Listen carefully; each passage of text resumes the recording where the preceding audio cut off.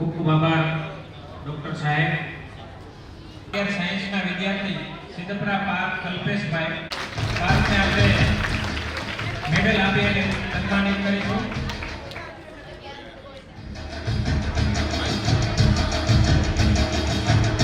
સિદ્ધપુરા જેએસસી વિમલભાઈ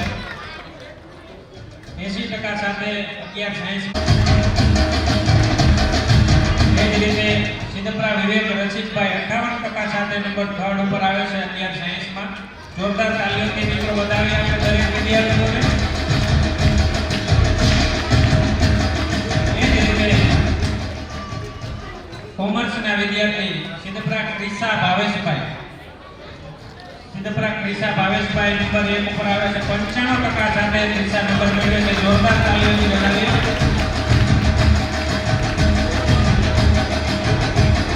સિદ્ધપુરા મનન સંજયભાઈ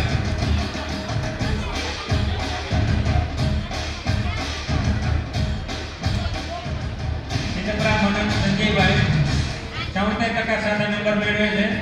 મનન ના હોય તો એમના પરિવારજનો કોઈ આવી જાય. હર્ષિલ મુકેશભાઈ મનન નો રાખી દેજો, હર્ષિલ નો આપી દો.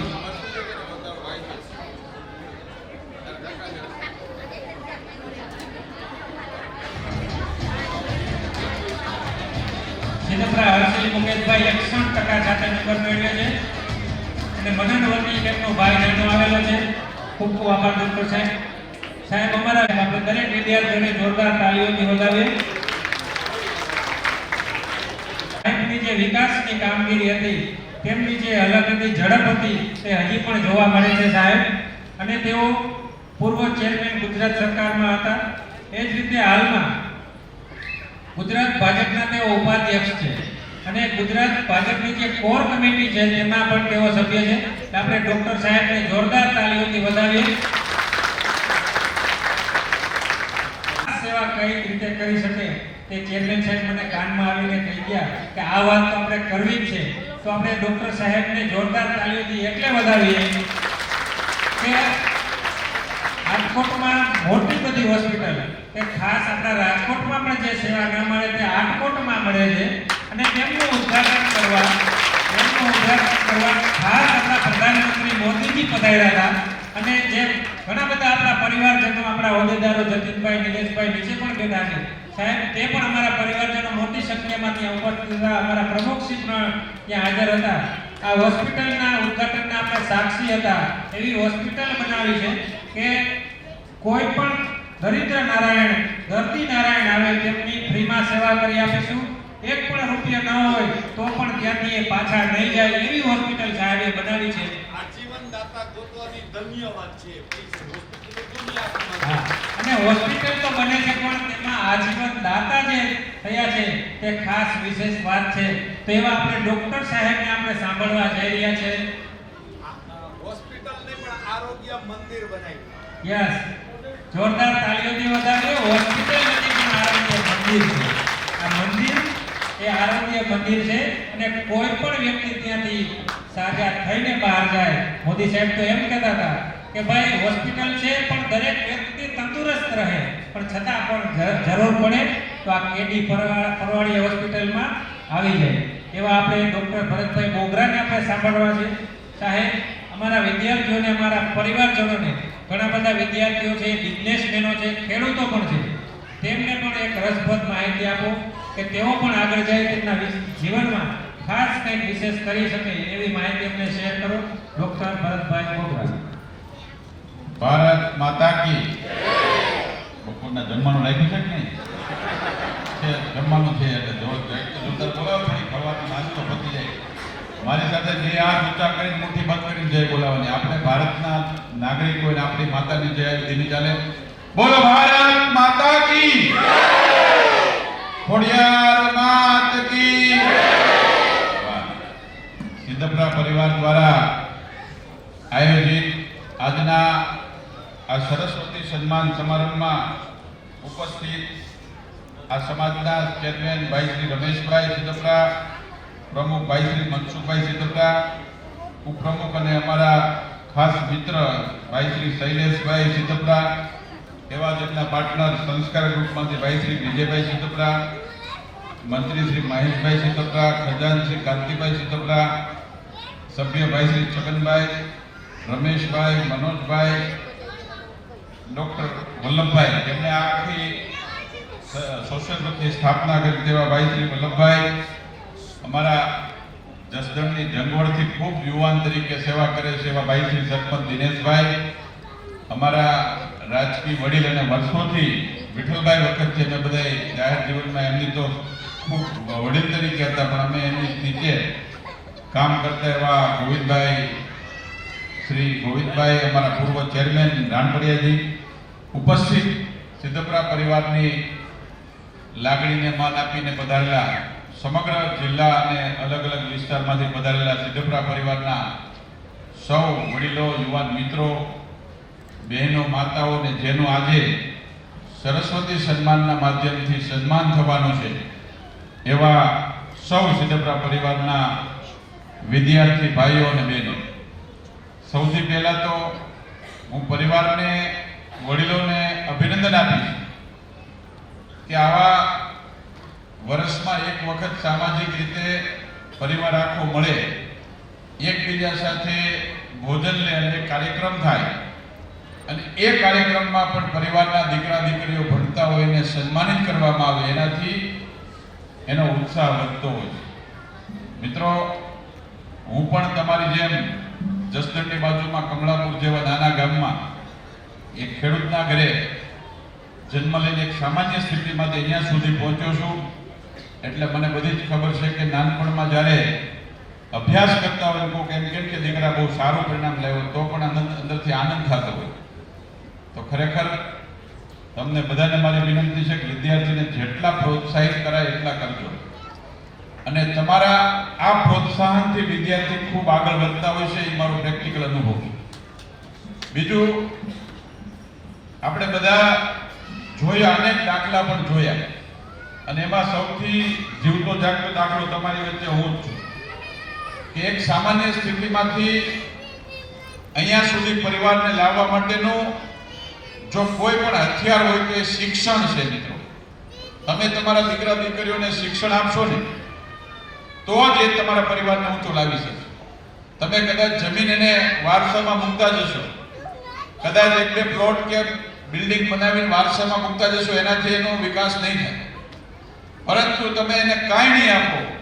અમે બધા એવા છીએ કે અમે ઘરેથી કાંઈ લીધું નથી, છતાં આજે મારે ત્યાં 4500 લોકો કામ કરે એટલી મોટી ઇન્ડસ્ટ્રીનો હું માલિક છું, કારણ કે અમે શિક્ષણ લીધું. મને મારા મમ્મી પપ્પાએ સંસ્કાર અને શિક્ષણ આ બે વાત આપી હતી અને એના કારણે આજે પોલિટિક્સમાં અને બિઝનેસમાં અહીંયા સુધી પહોંચ્યો છું.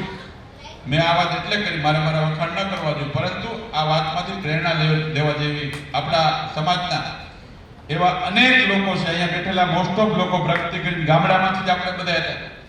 આપણા બાપ દાદા ગાંઠિયા ખેતી કરતા હતા, ઉનાળો આવે એટલે ટાસના ગાડા ભરીને ખેતરમાં નાખતા, એ જ કામ ધૂળનો ધંધો. એમાંથી આજે રાજકોટમાં શૈલેષભાઈ બધા બિલ્ડરો બની ગયા છે કે અહીંયા બેઠેલા બધા લોકો જે કાંઈ બન્યા છે એ એના શિક્ષણને સંસ્કારના કારણે અહીંયા પહોંચ્યા છે.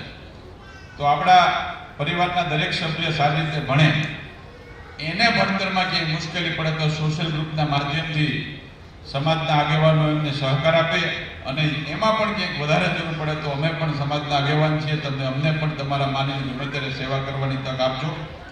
વધારેમાં વધારે દીકરા દીકરીઓ ભણે, આપણા માટે, ભવિષ્ય માટે અને આપણા ભવિષ્યના નિર્માણ માટે ખૂબ જરૂરી છે. હું એટલા માટે સિદ્ધપરા પરિવારનો ઋણી છું કે હું શૈલેષભાઈ ભણતો ત્યારે ગુલાબપાટી ગામમાં એક રતનસિંહભાઈ સિદ્ધપરા હતા, એને બોરવેલનો ધંધો હતો, એક્સપર્ટ થઈ ગયા એક્સિડન્ટમાં. એ વખતે હું એના ઘરે રૂમ રાખીને ભાડે રહેતો. હંસામાસી અમને ખૂબ રોટલા ખવડાવ્યા હતા. અમે તો ગામડામાંથી આવતા હતા એટલે અને આમે આપણી બધાની ભલે અટકો અલગ અલગ હોય પણ આપણી મૂળ તો આપણે બધા એક પરિવાર છીએ. એક વ્યવસ્થાના ભાગરૂપે કોઈક સિદ્ધપરા હોય, કોઈક રાણપરિયા હોય, કોઈક બોગરા હોય, અલગ વાત છે. પણ આપણે બધાના બાપ દાદાના ગાંઠિયા વખતથી જે બિઝનેસને જે કાંઈ જોડાયેલા છીએ, એક લાગણીના તંતુથી જોડાયેલા છીએ. પરંતુ જે રીતે છેલ્લા 25-30 વર્ષથી પાટીદાર સમાજની પ્રગતિ થઈ છે એની પાછળનું જો કોઈ એક માત્ર કારણ હોય તો શિક્ષણ. અને આપણું હાર્ડવર્ક, આપણે સખત મહેનત કરીએ છીએ અને આપણે જે ફિલ્ડમાં જઈએ એ ફિલ્ડમાં મન મૂકીને મહેનત કરીએ છીએ. બીજું, આપણા ગઢિયાઓનું જે એની પાસે કાંઈ નહોતું, પણ એની પાસે એક વાત બહુ સારી હતી અને એ એની નીતિમતા હતી. આપણા વડીલો કાળી મજૂરી કરતા હતા ખેતરમાં, પણ ક્યારેય એમને નીતિમતા છોડી નહોતી.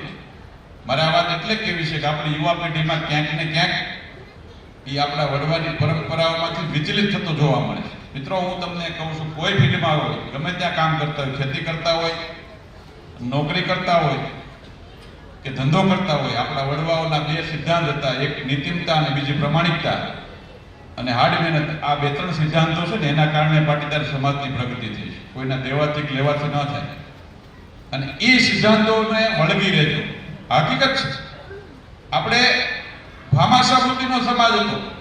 આપણે ત્યાં ખેતરમાં ખડું આવે એટલે આખા ગામમાંથી અલગ અલગ જ્ઞાતિના નાના નાના સમાજના લોકો લેવા આવતા હતા અને આપણે એને ઊંડા ભરીને આપતા હતા આપણા વડવાઓ. અને એના કારણે આ પાટીદાર સમાજની પ્રગતિ થઈ છે. કોઈ સરકાર કોઈ વ્યક્તિ કાંઈ દઈ દે તો પ્રગતિ નથી થતી. અને તમે પણ જોયું છે કે છેલ્લા દેશ આઝાદ થયો 1950 થી આજ સુધીમાં જે સૌથી વધારે અનામતો, સૌથી વધારે સરકાર લાભ આપ્યા છે ને, એ સમાજનું કે નામ થયું કે સમાજને કે ઉદ્યોગપતિઓ નથી જન્મ્યા.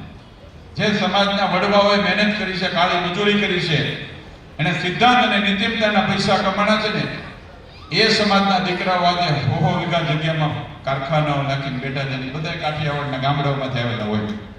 આજે વિશ્વની અંદર આપણો સમાજ, પાટીદાર સમાજનું જે નામ છે એ અસ્મિતા જળવાઈ રહે, મારી તમારી બધાની જવાબદારી છે. ત્યારે આજના આ પ્રસંગમાં વિશેષ મારે નથી કહેવું, પરંતુ દીકરા દીકરીઓને ભણાવજો આવી મારી વિનંતી છે. અને મેં કીધું એમ, ભણાવવામાં કંઈક અગવડતા પડે તો ખૂબ લોકો આગળ વધ્યા છે સમાજના. અને મારી સમાજના આગેવાનોને વિનંતી છે કે ગીતાજીમાં કૃષ્ણ ભગવાને કીધું છે કે જ્યારે તમારા મનમાં બીજાનું સારું કરવાની ભાવના ઉત્પન્ન થાય ત્યારે જ તમારું સારું થાય છે. તો ભલે આપણે વધારે ન કરી શકીએ, કોઈ કરોડો રૂપિયાનું દાન નથી કરવું, પણ એક આપણા પરિવારનો નાનો દીકરો હોય ને વર્ષે 10,000 રૂપિયા જો આપણે ફી ભરીએ ને તો એ આપણી સંપત્તિ છે ને લેખે છે.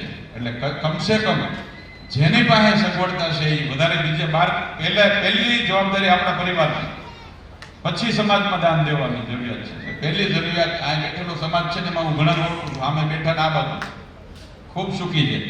તો સિદ્ધપરા પરિવારનું એક બાળક આટલા લોકો નક્કી કરે એટલે ભણ્યા વગરનો ન રહે. અને એમાં પણ જરૂરિયાત છે તો જ કેવું, જરૂરિયાત ન હોય તો આપણે એમ ન કે વળી ગણાય એવું કે કાંઈ વાંધો નહીં, દેશ તો આપણે લઈ લઈએ, બાકી એનાથી છોકરો આગળ નહીં વધે. મેં પહેલાં કીધું કે આપણા સંસ્કાર અને સિદ્ધિ અને નીતિમતા છે એ ક્યાંય નીચે ન ઉતરે, એની જવાબદારી નાના માણસ હોય મોટા માણસ હોય બધાની છે. તો 100% આવું વિચારશું તો આ પરિવારમાંથી પણ ભવિષ્યમાં ઘણા બધા દીકરા દીકરીઓ ડૉક્ટર, એન્જિનિયર, સરકારની અલગ અલગ વ્યવસ્થામાં, કોઈક વળી સમાજ જીવનમાં, કોઈક અમારી જેમ રાજકારણમાં પણ આગળ વધશે એવી હું માતાજીના ચરણોમાં પ્રાર્થના કરું કે આ પરિવારના દીકરા દીકરીઓનું ઉજ્જવળ ભવિષ્ય ખૂબ આગળ વધે એવી એમને શક્તિ આપે.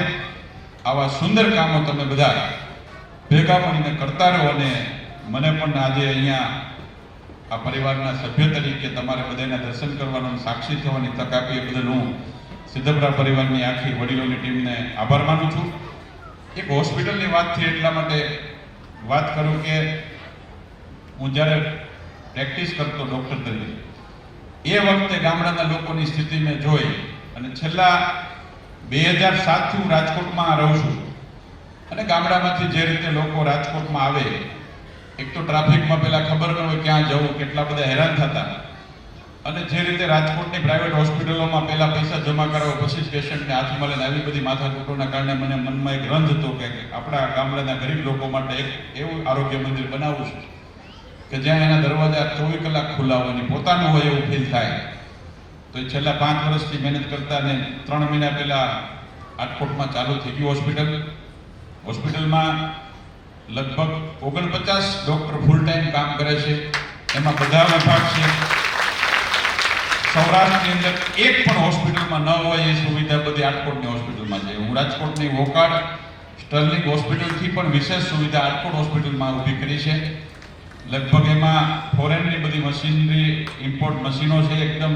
એમાં સિટી સ્કેનથી લઈને એક્સરે સોનોગ્રાફીથી લઈને લગભગ 6 જેટલા ઓપરેશન થિયેટર અને આવતા મહિને હૃદયની બાયપાસ સર્જરી સુધીના બધા સાધનો, એન્જિયોગ્રાફી, એન્જિયોપ્લાસ્ટી, બાયપાસ સર્જરી સુધીના બધા જ ઓપરેશનો, ટૂંકમાં સુપર સ્પેશિયાલિટી હોસ્પિટલ, એમાં બધી જ પ્રકારના ઓપરેશનો, બધી જ સારવાર થાય છે. આમ હોસ્પિટલ છે એટલે તમને કોઈ આગ્રહ ન કરે કે સિદ્ધપુરા પરિવારને દાખલ થવા આવજો. આપણે ખોડિયાર મને પ્રાર્થના કરીએ કે આમાં કોઈને દવાખાને જવાની જરૂર ન પડે, પણ ક્યાંય જરૂર પડે, ક્યાંક ઇમરજન્સી તમારા પરિવારને તમને ક્યાંય એવું લાગે તો એ હોસ્પિટલ મારી નથી, આ સમાજની છે, આપણી બધાની. એમાં તમારો પણ એટલો જ અધિકાર છે. વિના સંકોચે પરિવારનો કોઈ પણ માણસ હોય તો ત્યાં મૂકી દેજો. એમની પાસે કંઈ હોય કે નહીં હોય એની ચિંતા નહીં કરતા એ હોસ્પિટલની અંદર એમને 100% સારવાર કરીને પાછા લઈ આવશું. અમે અત્યાર સુધીમાં 3 મહિનામાં લગભગ દર મહિને 300-350 સર્જરી થાય છે. 1000 કરતાં વધારે ઓપરેશનો કર્યા છે ગોવિંદભાઈ. અને બધા ગુજરાત સરકાર અને ભારત સરકારની યોજનાના કાર્ડમાં 1 રૂપિયો કોઈ પાસે લીધો નથી. આવી સરસ મજાની સારવાર થાય છે. 1-2 કેસ તો એવા હતા. એક સદભાવના વૃદ્ધાશ્રમમાં બાપા હતા 75 વર્ષના, એને કોઈ આગળ પાછળ નહોતું. એને 550 ઉપર સુગર રહેતું હતું. એના એક પગમાં ગેંગ્રીન થયું એટલે કાપી નાખ્યો હતો. એ વરસાદમાં બીજા પગમાં એક ઘોડિયાથી આવતા હતા, એનું પગ લપટી ગયો, ઘોડાનું ફ્રેક્ચર થયું હતું. એને કોઈ પ્રાઇવેટ હોસ્પિટલવાળા સર્જરી કરવા તૈયાર નહોતા. અમે એને 22 દિવસ રાખીને 100% સારા કરીને પાછા મોકલા. એક રાજકોટના બેન હતા, એ આઈસીયુમાં 45 વર્ષની ઉંમર હતી. મને લાગે છે આ વિસ્તારના જ હતા, રામાણી હતા. એ રાજકોટના એક પ્રાઇવેટ હોસ્પિટલના આઈસીયુમાં હતા. રોજનો 35,000નો ખર્ચ થતો ને ભાઈનું 15,000માં નોકરી કરતા. લગભગ 15 દિવસ સુધી આડાવાળા હગાવાલાને બધે ટેકો કરી મદદ કરી. પછી પૈસા ખૂટી ગયા એટલે કે હવે આ બેનને કાં સિવિલમાં લઈ જાય, કાં પછી ભગવાન ભરોસે છોડી દે. એને ખબર પડી અમારે ત્યાં મોકલા. અમે એને 32 દિવસ રેખા 1 રૂપિયો લીધા વગર એને સારા કરીને ઘરે મોકલા. એવા અનેક કેસ ત્યાં સાજા થાય છે, કરીએ છીએ. આ હોસ્પિટલ છે એમાં ખૂબ લોકોએ, સમાજના લોકોએ, અન્ય જ્ઞાતિના લોકોએ દાન આપ્યું છે. મારું તો એક ખાલી નિમિત્ત છું માત્ર. આ સમાજને હું પ્રણામ કરું છું. દાતાઓને હમણાં ભાઈ કીધું, રમેશભાઈ, કે દાતાઓ ખૂબ દાન આપે છે, પૈસા ખૂટતા જ નથી. ત્યાં રોજ દર મહિને 5-10 લોકો એવા આવી જાય છે, તમને ખબર ન હોય ગોવિંદભાઈને પૈસા જમા કરાવી જાય છે. એટલે કોઈ જગ્યાએ તમારી પાસે કે કોઈ પાસે હું ક્યારેય ફાળા માટેની અપેક્ષા રાખીને કોઈ દિવસે કહેતો પણ નથી. પરંતુ એટલું ચોક્કસપણે નક્કી કરશું કે આપણે આપણા સમાજને સશક્ત સમાજ અને રોગમુક્ત સમાજ બનાવવો છે. બીજું, આપણા ભાઈઓ ગામડામાં હોય, નાના મોટું ખેતીનું કામ કરતા હોય, મોંઘવારીમાં એના છોકરાઓને ભણાવી માંડ શકે, એવા સમયે જો કોઈ હોસ્પિટલ આવી જાય તો એ આખી જિંદગી દેવાના ડુંગરમાંથી બહાર નીકળતો નથી. અને આવા અનુભવ મેં અનેક કર્યા છે. અનેક પરિવાર છે જેને બિચારાને 15-20 હજાર, 20 લાખનો ખર્ચ થઈ જાય, 10 લાખનો ખર્ચ થઈ જાય. અને એના કરતાં બીજું કે એટલી બધી યાતના ભોગવતો હોય કે ભાઈ અંદર દાખલ હોય આઈસીયુમાં અને દીકરો મળવા આવે ત્યારે મેં જોયું છે એ હું તો ચિંતા કરતો બેટા ફીનું શું થયું, એમ કે કાકાએ 10,000 આપ્યા, મામાએ 50,000 આપ્યા. અહીંયા હિસાબ કરતો 80% તો એનો રોગ એમાં વધી જાય. પૈસાના ટેન્શનમાં અનુભવ કરજો. કુટુંબનો વડીલો, એને ખબર હોય મારા ઘરે કઈ છે નહીં, એ આંકડા સાંભળતો હોય રોજ 25,000, 50,000નું બિલ થાય છે. અને રાજકોટની અંદર એ ફાયદો છે કે આઈસીયુમાં હોતા આરામથી છોકરા એમને પપ્પા કાંઈ લીધું જ નથી અહીંયા, તો એમાં 50% એમને હાજો થઈ જાય, ટેન્શન જ નથી રહેતી. એટલે મને એવું હતું કે હું આ મેડિકલ ફિલ્ડમાં ડૉક્ટર થઈને પછી પોલિટિક્સમાં આવ્યો તો એક સીટ મારા કારણે બગડી, તો એનું વળતર સમાજને મારે આપવું પડે. કારણ કે એક ડૉક્ટરની સીટ તો મેં બગાડી જ કહેવાય. 5 વર્ષ પ્રેક્ટિસ કરીને છોડી દીધું, રાજકારણમાં આવ્યો. તો મને એવું લાગ્યું કે મારે પણ આ ફિલ્ડની અંદર હું આટલો અભ્યાસ કર્યો છે ને તો આ સમાજને કંઈક આપવું છે. એના ભાગરૂપે આ હોસ્પિટલ બન્યું છે. ભવિષ્યમાં હજી રાજકોટની અંદર પણ બીજી બ્રાન્ચ કરવાનું પ્લાનિંગ વિચારીએ છીએ ચૂંટણી પતે પછી. પરંતુ એટલું ગોવિંદભાઈ નક્કી છે કે સૌરાષ્ટ્રની અંદર ગમે તેવા જટિલ દર્દ હોય, આપણા લોકો કે હેરાન ન થાય, એ આપણી બધાની જવાબદારી છે. એમાં બધા સામાજિક રાજકીય આગેવાનોએ અમને અઢળક મદદ કરી છે. અને ખાસ વડાપ્રધાન શ્રી મોદી સાહેબે એક નાના પ્રોજેક્ટમાં, મોદી સાહેબ વડાપ્રધાન તરીકે બહુ મોટું કામ હોય તો જ આવે, પરંતુ એમના અધિકારીઓને એમણે કીધું હતું કે આ કામ નાનું છે પણ આમનો વિચાર બહુ મોટો છે, એટલે આપણે બળ આપવા જવું જોઈએ. એણે અમને ખૂબ બળ આપ્યું. એના કારણે હોસ્પિટલમાં દાન પણ ખૂબ મળ્યું. તો આજના શુભ પ્રસંગે વિશેષ નથી કહેતો, પરંતુ આ બધું જ તમારું છે ને હું પણ છું, એ તમારા બધાના કારણે જ છું. એટલા માટે જાહેર જીવનમાં સમાજે મદદ કરી તો જ અહીં પહોંચ્યા હોય, આવું મને કાયમી ખબર છે. મારી પ્રદેશ ભાજપના સંગઠનમાં જવાબદારી છે. મારા જેવું કોઈ પણ કામ હોય ચોક્કસપણે મને સેવા કરવાની તક આપજો, મને ગમશે. આવી રીતે હું અંતમાં એટલું જ કહીશ કે રંગોની દુનિયા મને બહુ ગમે છે, ઉમંગોની દુનિયા મને બહુ ગમે છે. ભલે હવે અલ્પ જેવી કે સૂક્ષ્મ જેવી એ તરંગોની દુનિયા મને બહુ ગમે છે. ક્યારેક સારા નશા કે ક્યારેક ખાટામોળા એ પ્રસંગોની દુનિયા મને બહુ ગમે છે. આજે મળ્યા છીએ, ફરી ચોક્કસ મળશું, કારણ કે સંબંધોની દુનિયા મને બહુ ગમે છે. સંબંધોની દુનિયા મને બહુ ગમે છે. આજના આ કાર્યક્રમમાં મને ઉપસ્થિત રાખીને મારું સન્માન કરવા બદલ સિદ્ધપુરા પરિવારના આભાર સાથે મારી વાત પૂરી કરું છું. અંતમાં એક વખત આપણે ભારત માતાની જય બોલી નાખીએ. બોલો ભારત માતા કી આભાર. ખૂબ ખૂબ આભાર ડોક્ટર સાહેબ. સરસ મજાની વાત શેર કરી અને તમે તમારા જીવનની શરૂઆતમાં અમારા પરિવારના હંસા માસીને પણ યાદ કર્યા કે ખાસ આપણે યાદ રાખશું. ડૉક્ટર સાહેબ સિદ્ધપુરા પરિવારના રોટલા ખાઈને આગળ આવ્યા છે. જ્યારે અમે રાજકોટમાં આવ્યા ત્યારે શરૂઆત હતી, આપણને ખબર હોય રાજકોટથી કોઈ આગળ બહારગામથી રાજકોટ આવે તો જમવાનું ક્યાં રાખશું, ક્યાં રહેશું, એવો પ્રોબ્લેમ હોય. તે આપણા પરિવારના જે બેને એમની આ પ્રોબ્લેમ દૂર કરી દીધો. ફાલ્કન પંપના કમલનયનભાઈ સુજિત્રા આપણી વચ્ચે ઉપસ્થિત થયા છે. તેમને આપણે જોરદાર તાળીઓથી વધાવીએ. સાહેબ સિદ્ધપુરા પરિવાર આપનું સ્વાગત સન્માન કરે છે.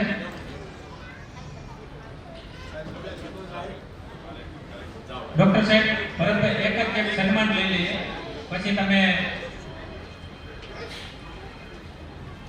યસ કમલભાઈ મંચ ઉપર તમે તમારું સ્થાન ગ્રહણ કરશો. એક જ વાત કરીને ડોક્ટર સાહેબ તમારો વિશે વધુ સમય નહીં લઈએ, પણ 5 મિનિટ રોકાવ તમને એક કાર્યક્રમને આગળ લઈ લઈએ. સિદ્ધપુરા પરિવાર સોશિયલ ગ્રુપના જેવો સભ્ય છે અને મેઘણી ગામ તાલુકા પંચાયતના જેવો સદસ્ય છે, કોટડા સાંગાણી તાલુકા પંચાયતના સદસ્ય એવા નિલેશભાઈ ગોબરભાઈ સિદ્ધપુરાને હું વિનંતી કરું કે આગળ આવશે અને ડોક્ટર ભરતભાઈ બોગરા તેમને પુષ્પગુચ્છ આપી અને સન્માનિત કરશે.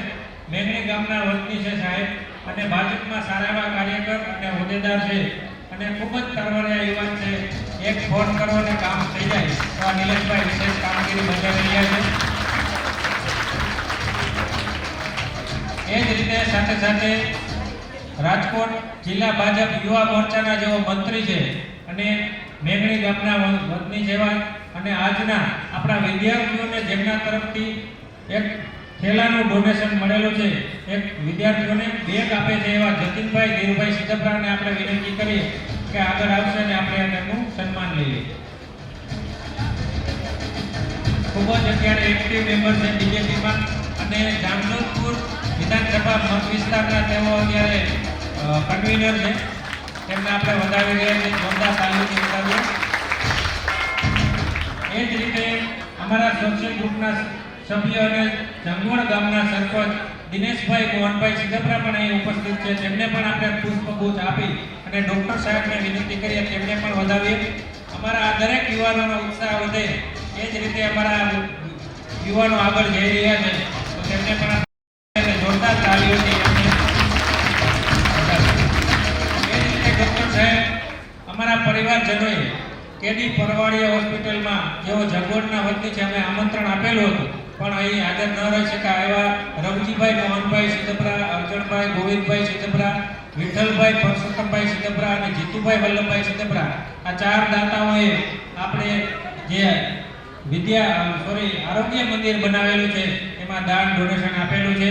ને કહેવાય છે ને કે કોઈનો ભાર ન રાખે મોરારી, કોઈનો ભાર ન રાખે મોરારી, અનેક ગણું કરીને આપે વનમાળી. તો આપણે દરેક જે દાતાઓ છે તેમને આપણા ઠાકોરજી અનેક ગણું કરીને આપે એવી પ્રાર્થના કરીએ. સાથે સાથે આપણે કાર્યક્રમને આગળ દબાવીએ. તો હવે આપણે ધોરણ 9 ના વિદ્યાર્થીનું સન્માન લેવા જઈ રહ્યા છે ત્યારે ડોક્ટર સાહેબને બીજા કાર્યક્રમ હોવાથી ત્યાં હાજર રહેવું પડે છે તો આપણી વચ્ચેથી વિદાય લઈ રહ્યા છે ત્યારે આપણે બે ઊંચા કરીને તાળીઓથી વધાવીશું. સાહેબ તમારો કિંમતી સમયના ભાઈઓ અમારા વિદ્યાર્થીઓને સન્માનિત કર્યા એ બદલ આપનો ખૂબ ખૂબ આભાર. આવજો ડોક્ટર સાહેબ, ફરીને પાછા યાદ કરી ત્યારે પધારજો. હવે ધોરણ 9 ના વિદ્યાર્થીને આપણે આગળ બોલાવીએ. 98% સાથે અંશ મનોજભાઈ નંબર 1 પર આવે છે.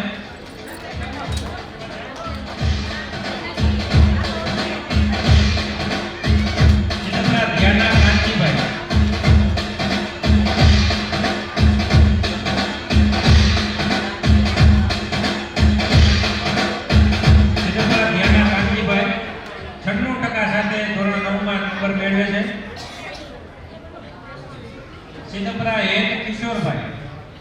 સિદ્ધપરા હેત કિશોરભાઈ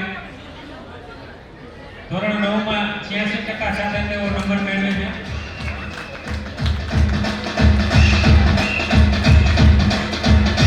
એ જ રીતે ધોરણ 8 ના વિદ્યાર્થી સિદ્ધપરા ચંદ્ર ભાવેશભાઈ. સિદ્ધપરા ચંદ્ર ભાવેશભાઈ 98% સાથે નંબર 1 ઉપર આવે છે. જોરદાર તાળીઓથી આપણે વધાવીએ. સિદ્ધપરા સ્મિત દિનેશભાઈ 91% સાથે નંબર 2nd આવે છે. તેઓ પણ તૈયાર છે. સ્મિત દિનેશભાઈ.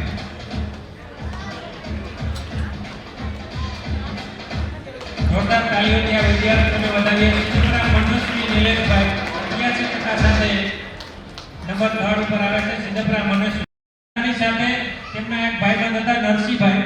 તે બીજી સરનેમ હતા નરસિંહભાઈ પોપટભાઈ ગણેશિયા. તે દાદાને પણ આપણે યાદ કરીએ.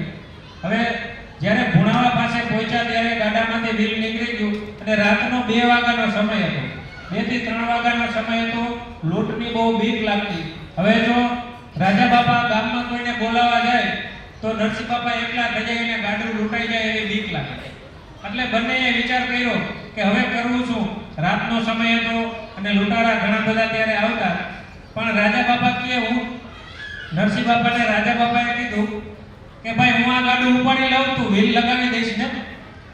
એટલે નરસિંહ બાપા કે આ લગાવી દઈશ પણ રાજાભાઈ તમારે કીધા ગાડું ના ઉપડે આપણે કોઈને બોલાવી લાવીએ. રાજા બાપા કે તું જોતો કરો હું આ ગાડું ઉપાડી જ લઈશ. હવે આખું ગાડું ભરેલું હતું ગોળનું. નરસિંહ બાપાએ પાઘડીનો મોલાસો વાળ્યો. હવે મોલાસો તો મને ખબર નથી કેવો કહેવાય પણ પાઘડીનો મોલાસો વાળી અને ગાડાની નીચે આવ્યા ગયા અને જે વ્હીલ નીકળી ગયું ત્યાંથી જે આપણે અત્યારે ગાડીને જેક મારીને ઉપાડી એ જ રીતે રાજા બાપાએ ગાડુંને ઊંચું કર્યું અને નરસિંહ બાપાએ વ્હીલ ચડાવી દીધું. એવા તાકાતવાળા અમારા સિદ્ધપરા તાલુકાના રાજા બાપા હતા. તેમને પણ યાદ કરીએ. રાજા બાપા 1996 માં સ્વર્ગવાસ થયો છે તો આપણે રાજા બાપુને યાદ કરીએ. અને એ જે ગાડું ઊભું રહ્યું હતું તે ભાયા ગુનાનું સ્થળ હતું એની આ વાર્તામાં છે. આપણે રાજા બાપાને જોરદાર તાળીઓથી આપણા વડવાઓને આવી જોરદાર તાળીઓથી વધાવીએ અને કાર્યક્રમને આગળ વધારીએ. ત્યારે હું આપણા રાજકોટ ડેરીના પૂર્વ ચેરમેન એવા ગોવિંદભાઈ રાણપરિયાને વિનંતી કરું કે પ્રસંગોચિત તેમનું ઉદ્બોધન કરે. શ્રી ગોવિંદભાઈ રાણપરિયા.